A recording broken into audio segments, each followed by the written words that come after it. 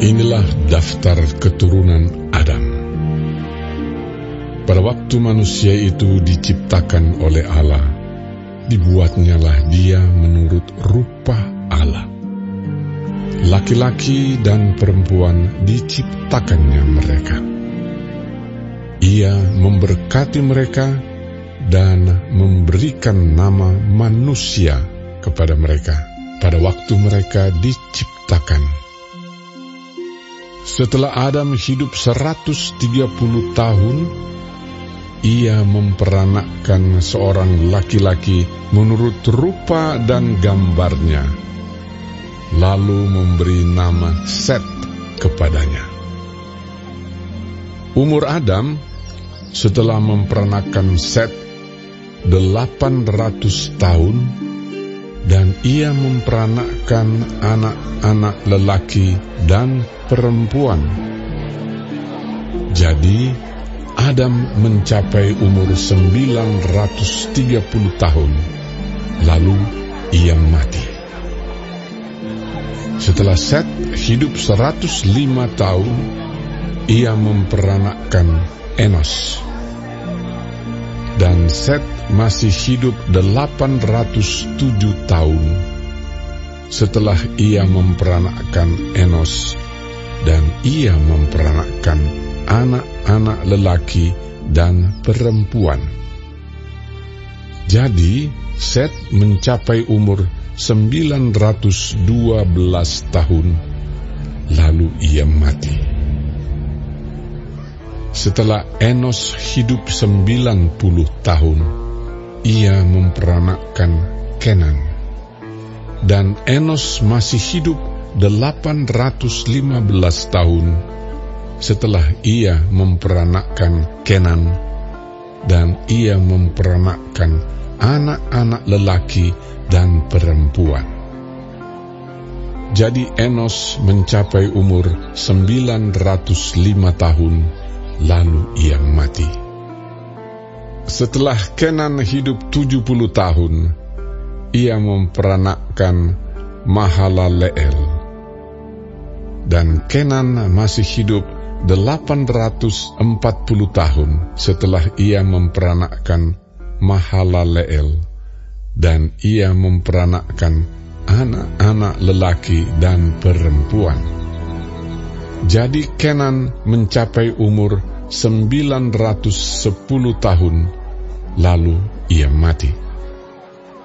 Setelah Mahalaleel hidup 65 tahun, ia memperanakkan Yared.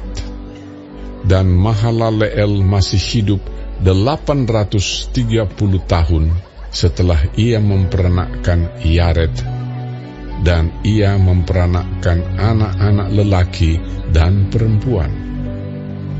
Jadi Mahalaleel mencapai umur 895 tahun, lalu ia mati. Setelah Yared hidup 162 tahun, ia memperanakkan Henokh.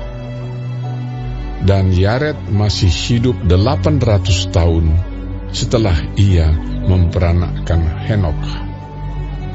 Dan ia memperanakkan anak-anak lelaki dan perempuan. Jadi Yared mencapai umur 962 tahun, lalu ia mati.